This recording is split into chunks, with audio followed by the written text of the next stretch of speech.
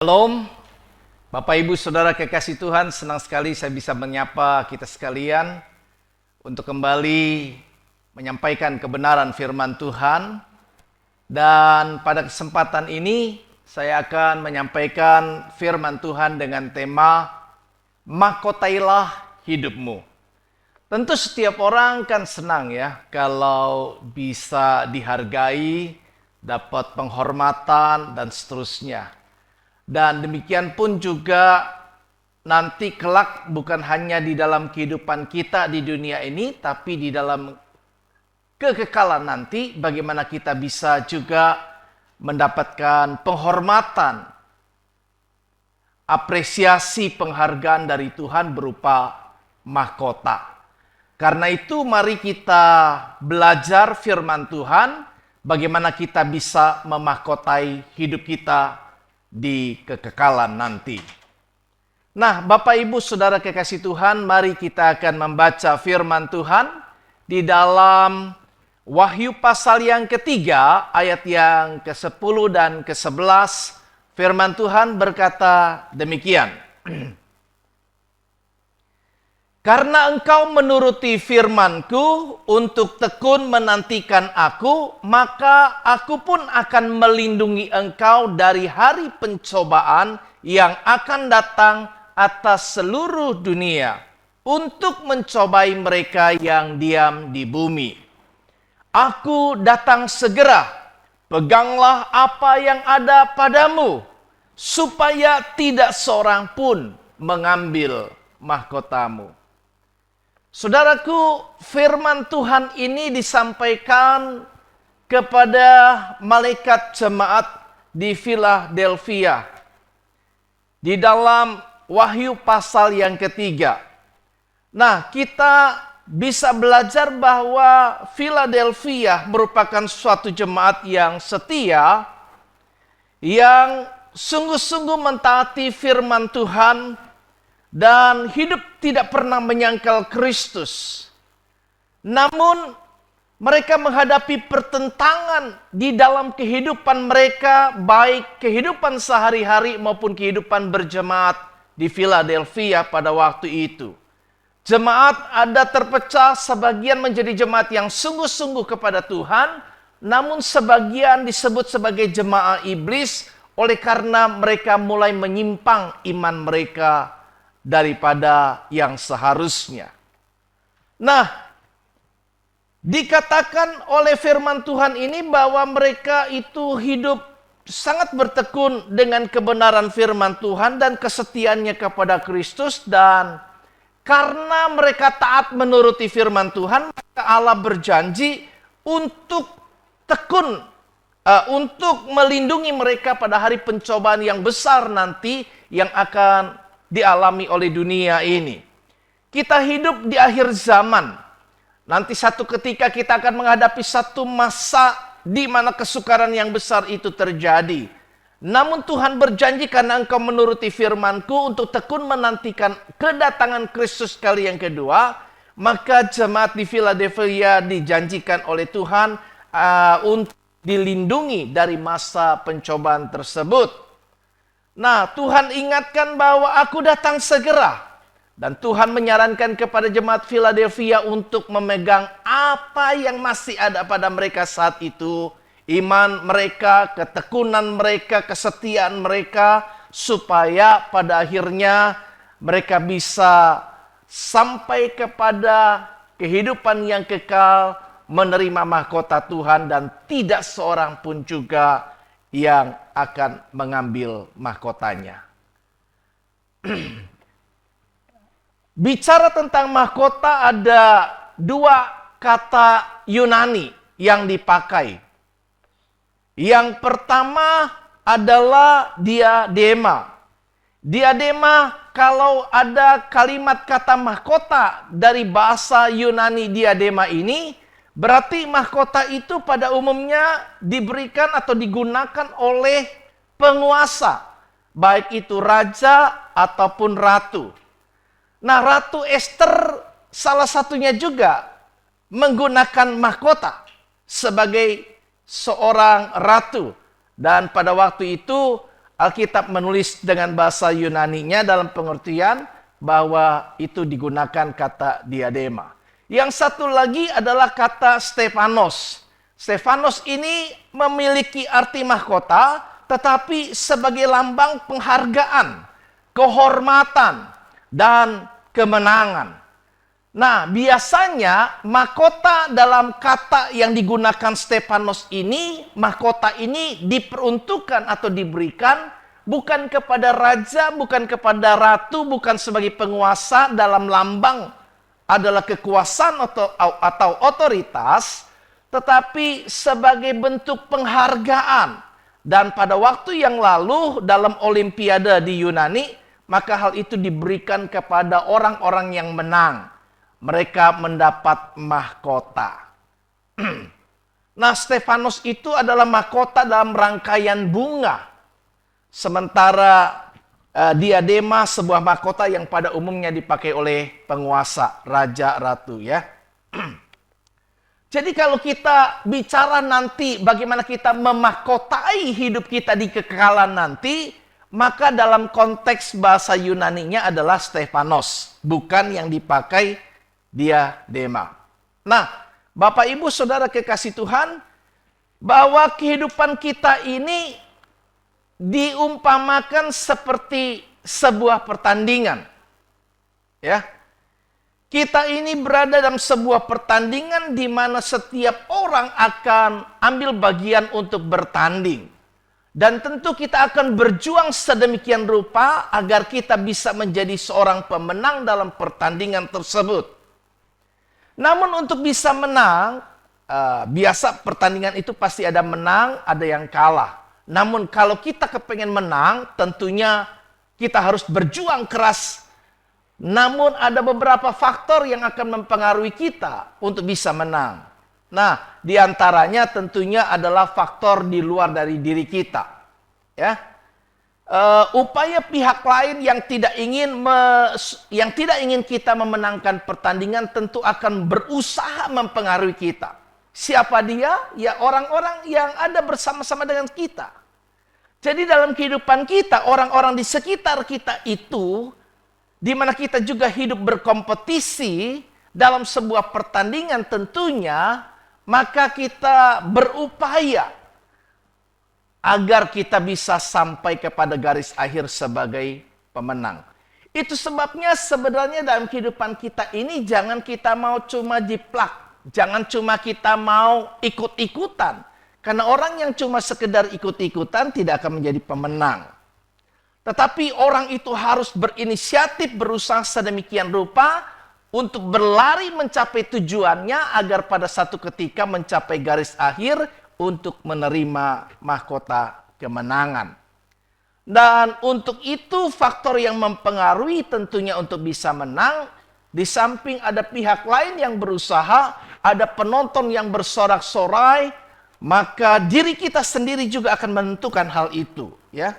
Jadi bagaimana penampilan kita? Bagaimana kita telah memberikan kehidupan yang terbaik dalam pertandingan ini sehingga pada akhirnya kita benar-benar bisa mencapai kemenangan yang kita harapkan. Nah, bicara tentang hidup yang kekal, tentu Tuhan menjanjikan bahwa siapa yang percaya kepadanya tidak binasa, melainkan beroleh hidup yang kekal. Di dalam Efesus dikatakan pasal yang kedua bahwa kita ini mendapat keselamatan oleh karena iman percaya kepada Tuhan, bukan karena perbuatan baik. Jadi keselamatan kita terima karena sebuah anugerah oleh karena iman kita kepada Tuhan Yesus Kristus sebagai juru selamat. Namun, mahkota tidaklah demikian.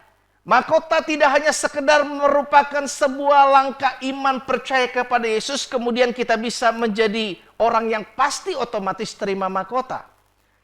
Mahkota kita dapatkan sebagai hasil perjuangan, hasil usaha kerja keras kita selama kehidupan kita di dunia ini sebagai orang yang percaya atau sudah percaya kepada Tuhan. Sebagai orang yang sudah menerima keselamatan itu, kita kerjakan keselamatan kita itu bagaimana supaya pada akhir kehidupan kita, kita memahkotai hidup di kekekalan nanti. Ya, kesetiaan kita menentukan kesungguhan kita dalam pengiringan kita kepada Tuhan Yesus juga sangat menentukan mahkota yang akan kita terima. Nah, dalam kehidupan kita tentu ada banyak yang harus kita kerjakan. Dan firman Tuhan mengatakan di dalam 1 Korintus pasal 3 ayat 12 sampai 15 bahwa pekerjaan kita masing-masing itu akan diuji. Ada orang membangun kehidupannya dari emas, perak, permata, batu. Ada juga yang dari jerami, ya. Nah, masing-masing orang kelak akan diuji dengan api. Di dalam kehidupan kita, kita akan mengalami ujian, pencobaan. Orang suka bilang baptisan api. Ya. Baptisan api membuat kita hidup bagaimana kita menghadapi banyak pencobaan-pencobaan, ujian demi ujian.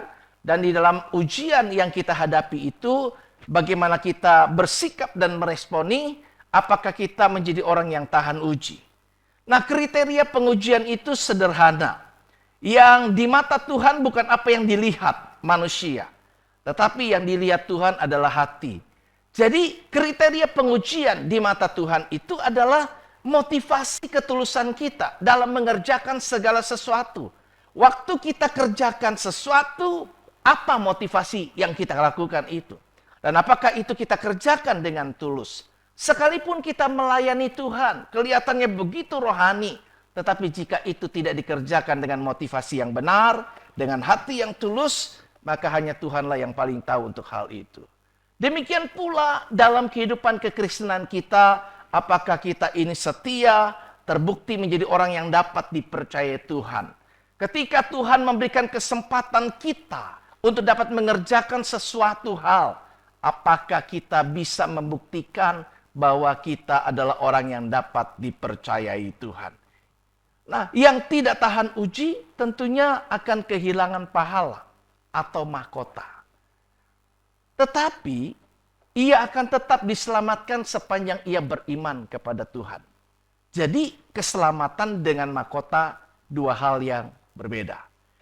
Kita bisa saja satu ketika masuk surga tanpa bermahkota. Nah, yang tahan uji tentu akan dapat mahkota, pahala, upah, dan akan memerintah bersama Tuhan Yesus. Ada 5 mahkota menanti saudara. Yang pertama, mari kita lihat mahkota apa yang akan kita terima. Mahkota kehidupan. Dalam Yakobus pasal yang ke-1, ayat yang ke-12 berkata, berbahagialah orang yang bertahan dalam pencobaan. Sebab apabila ia sudah tahan uji, ia akan menerima mahkota kehidupan yang dijanjikan Allah kepada barang siapa yang mengasihi dia. Wahyu 2 ayat 10 juga mengatakan, janganlah takut terhadap apa yang harus engkau derita. Sesungguhnya iblis akan melemparkan beberapa orang dari antaramu ke dalam penjara supaya kamu dicobai. Dan kamu akan beroleh kesusahan selama 10 hari. Hendaklah engkau setia sampai mati. Dan aku akan mengaruniakan kepadamu mahkota kehidupan. Dari firman Tuhan ini jelas kita bisa pahami siapakah yang akan menerima mahkota kehidupan. Yaitu adalah mereka yang dalam kehidupan kesehariannya menghadapi berbagai macam pencobaan, namun tetap setia dalam iman, tetap setia dalam kasihnya kepada Tuhan. Jadi orang-orang yang dalam kehidupan kesehariannya hari demi hari, sampai pada akhir hidupnya bisa membuktikan bahwa ia tetap setia tetap mengasihi Tuhan dengan kadar kasih yang tidak berubah, maka pada akhir kehidupannya kelak di kekekalan nanti, bukan saja keselamatan yang ia terima, tetapi juga Tuhan memakotainya dengan mahkota kehidupan. Yang kedua adalah mahkota kebenaran. Di dalam firman Tuhan, 2 Timotius pasal yang keempat, ayat 7 dan 8 berkata, "Aku telah mengakhiri pertandingan yang baik. Aku telah mencapai garis akhir. Aku telah memelihara iman.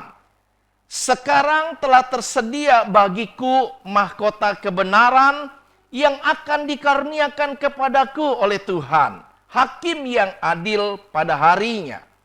Tetapi bukan hanya kepadaku, melainkan juga kepada semua orang yang merindukan kedatangannya." Rasul Paulus ketika menyadari hari-hari akhir kehidupannya sudah dekat, dia berkata dengan penuh keyakinan bahwa ia telah mengakhiri pertandingan yang baik. Seperti awal pertama saya katakan, hidup ini adalah sebuah pertandingan, di mana kita harus berjuang sedemikian rupa agar kita bisa dapat menjadi pemenangnya. Nah, Rasul Paulus merasa yakin dalam kehidupan pengiringannya kepada Tuhan dan sebagai hamba Tuhan. Maka ia telah berhasil menunaikan tugas-tugas yang dipercayakan Tuhan kepadanya. Setia sampai mati. Ia bukan hanya akan menerima mahkota kehidupan yang ia akan dapatkan dari Tuhan, tetapi juga ia akan mendapatkan mahkota kebenaran. Mahkota kebenaran itu akan diraih oleh orang percaya yang merindukan kedatangannya, dan karena orang percaya yang merindukan kedatangan Tuhan itu sungguh-sungguh akan memelihara imannya sampai Yesus datang kembali. Ketika Yesus datang kembali, adakah Tuhan katakan pada ayat firman Allah, ia mendapati iman di bumi ini? Apakah orang-orang yang percaya kepada dia didapati tetap setia beriman dan dengan tekun menantikan kedatangan Tuhan? Saudara kekasih Tuhan, orang-orang yang tekun menantikan kedatangan Tuhan dengan memelihara imannya sampai akhir, bertahan setia sampai akhir dalam tekanan pelayanan sekalipun, sebagai seorang hamba Tuhan, sebagai orang yang melayani Tuhan, meskipun kita harus melalui banyak penderitaan, penghinaan, hal-hal yang menyakitkan, tidak dihargai, tidak dihormati, tidak mendapat imbalan yang seimbang menurut kadar ukuran manusia. Namun kita lihat bahwa orang-orang yang tetap dengan ketulusan hati melakukan itu sambil dengan tekun merindukan kedatangan Tuhan. Sebab pada akhirnya ia tahu bahwa kalau aku mengerjakan kesemuanya itu, maka aku akan menerima kebenaran. Kebenaran selama hidupnya itu akan membuktikan dengan sebuah mahkota kebenaran yang akan dikaruniakan oleh Tuhan kepadanya. Jadi yang pertama, mahkota kehidupan karena kita setia sampai mati.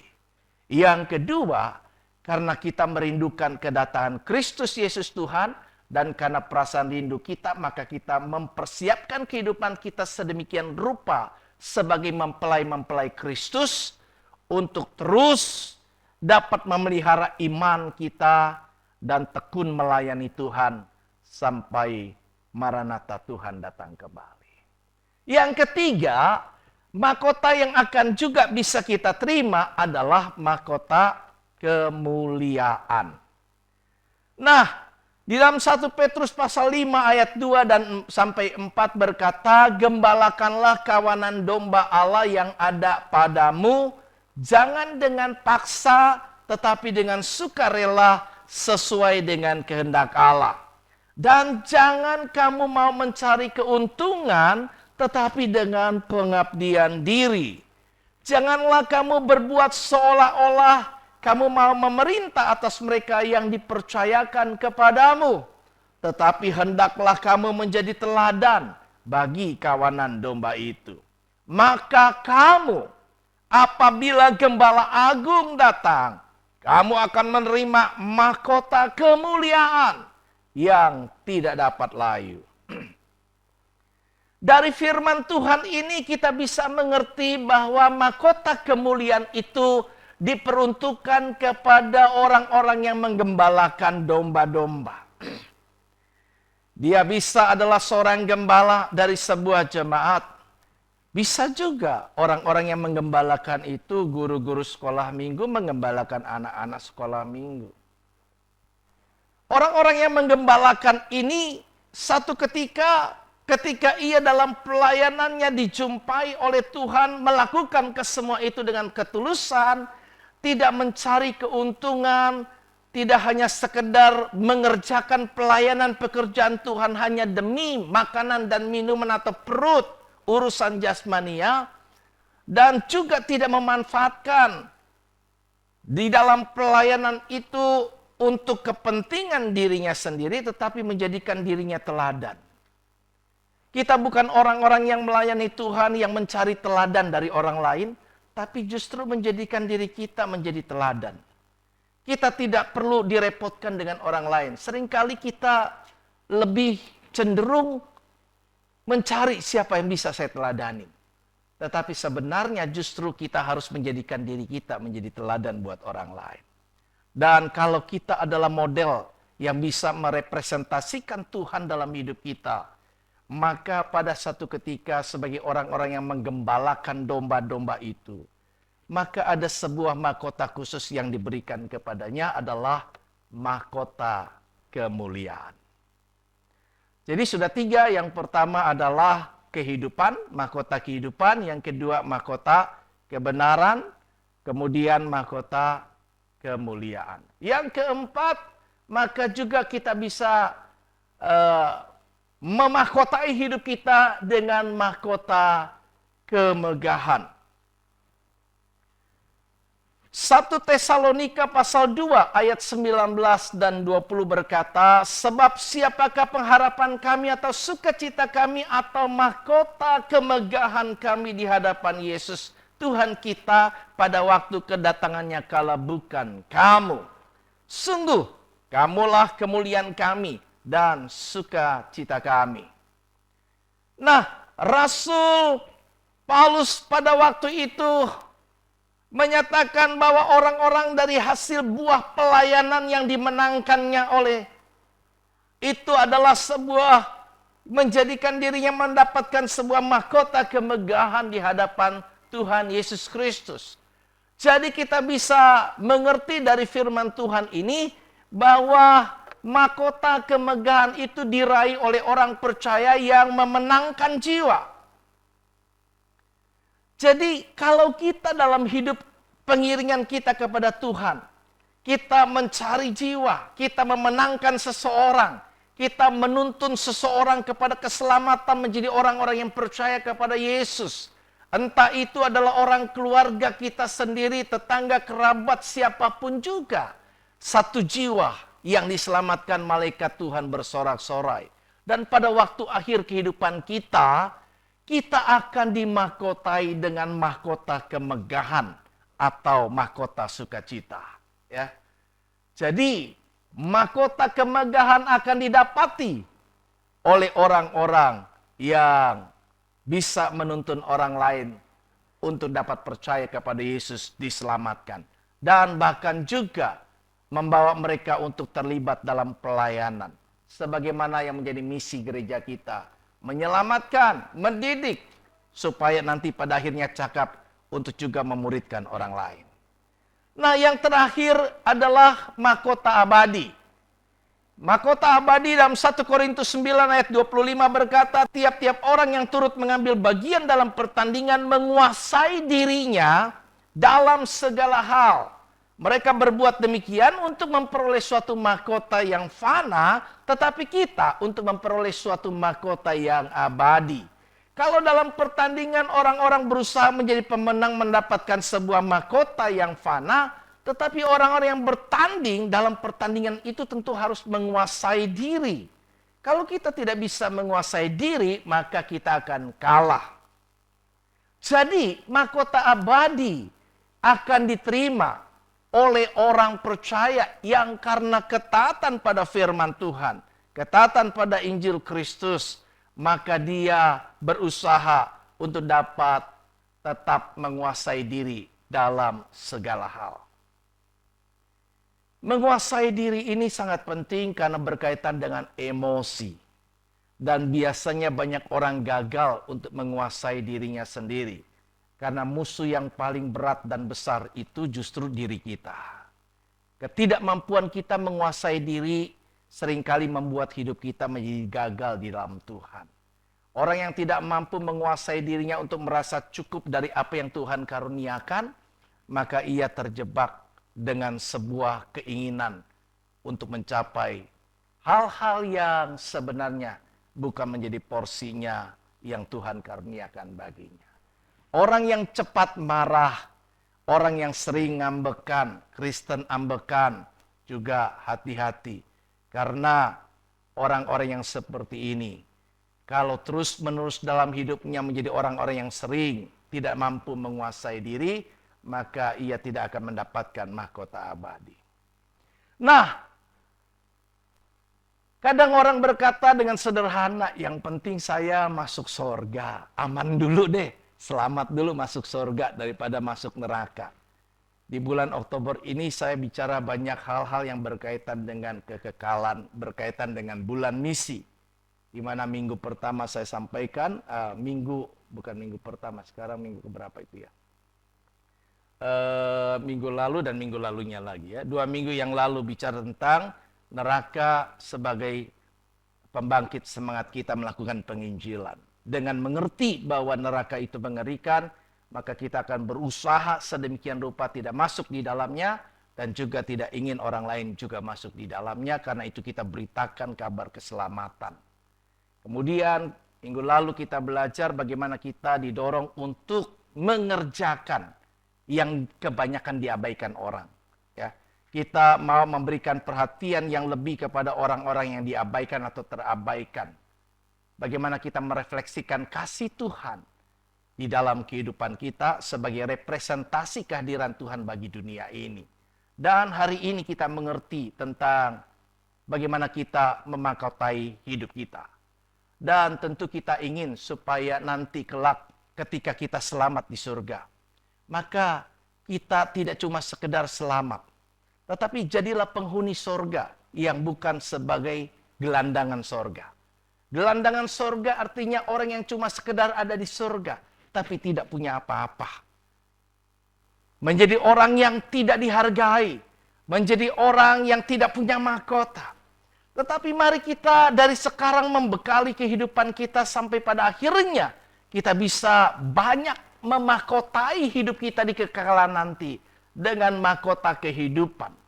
Ya, dengan mahkota apalagi yang tadi kita belajar itu? Mahkota kehidupan, mahkota kebenaran, kemudian mahkota kemuliaan, mahkota kemegahan, dan mahkota abadi. Wow, jika nanti di kekekalan nanti kita bisa punya banyak mahkota, kita bukan cuma sekedar punya mahkota, tapi kita akan menjadi orang-orang yang turut memerintah bersama dengan Tuhan Yesus Kristus. Jadi mahkotailah hidupmu di surga nanti, dan berapa mahkota yang kita harapkan untuk kita dapatkan nanti di sana. Tergantung bagaimana kita mau ketika kita masih ada di dunia ini. Kiranya firman Tuhan ini akan memotivasi setiap kita untuk terus semakin giat, semakin semangat, dan tetap setia dalam pengiringan kepada Tuhan. Kita ada di masa-masa yang sangat sukar. Kita ada di masa di penghujung dari sebuah akhir zaman. Ada banyak hal yang tentunya menjadi tantangan kehidupan kita. Namun orang-orang yang menang dalam menghadapi tantangan kehidupan. Dan terbukti ia pada akhirnya bisa menang sampai pada akhirnya. Maka ia akan mendapatkan mahkota dari Tuhan. Peganglah apa yang ada padamu. Kalau engkau sebagai seorang pelayan hari ini, tetaplah setia melayani Tuhan. Peganglah apa yang ada padamu. Kalau engkau menjadi seorang Kristen, tetaplah menjadi seorang yang percaya kepada Tuhan. Dan kalau kita belum menjadi orang yang percaya sungguh-sungguh kepada Tuhan, inilah saatnya untuk kita sungguh-sungguh percaya kepada Tuhan. Karena penyesalan di kemudian hari tidak mengubah apa-apa. Tetapi penyesalan di saat ini akan membuat kita membenahi diri untuk kehidupan kekekalan nanti. Tuhan Yesus memberkati kita semua. Amin. Mari saya mengundang kita sekalian bangkit berdiri. Singer pemusik juga boleh, silakan. Kita akan mengangkat sebuah lagu pujian untuk merespon kebenaran firman Tuhan.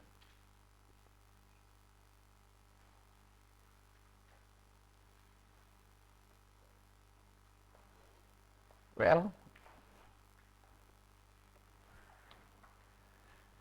mahkota kehidupan.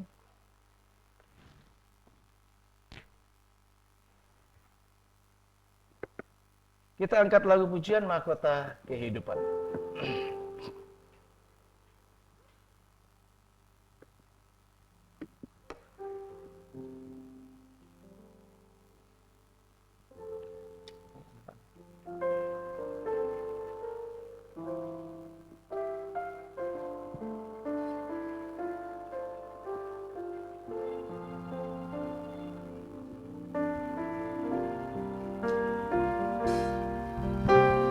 Tak akan pernah ku sesali mengiring Yesus sepanjang hidupku, lewati lembah air mata, ku saksikan kemuliaan-Mu dinyatakan. Berapapun harga yang harus ku bayar, ku kan tetap setia melayani, mengasihi-Mu, mengiring-Mu seumur hidupku. Janji-Mu kan tetap ku pegang teguh sampai ku dapat mahkota kehidupan.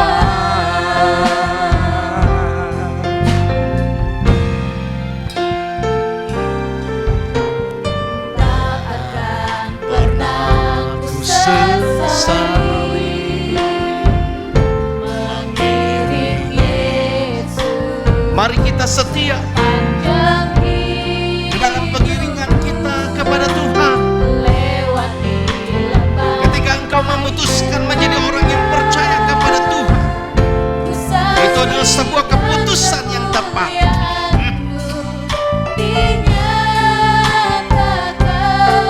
Berapapun harga yang harus ku bayar selama hidup di dalam dunia ini, kita akan kerjakan semua itu demi masa depan kita di kekekalan nanti. Amin, haleluya. Mengiring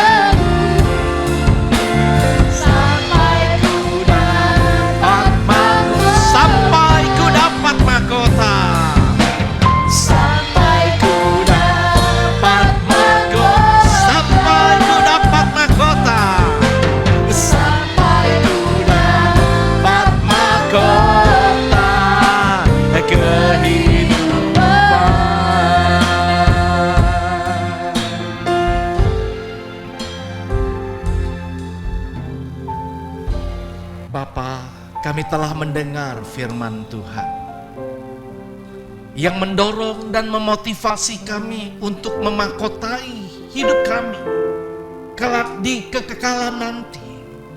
Dan karena itu kami mempersiapkan kehidupan di dunia ini, sehingga pada waktu di mana kami dipanggil Tuhan dan menghadap hadirat-Mu, dan pada waktunya kelak nanti di kekekalan, kami boleh penuh dengan mahkota-mahkota yang telah Tuhan persiapkan kepada setiap kami yang setia sampai akhir kehidupan kami.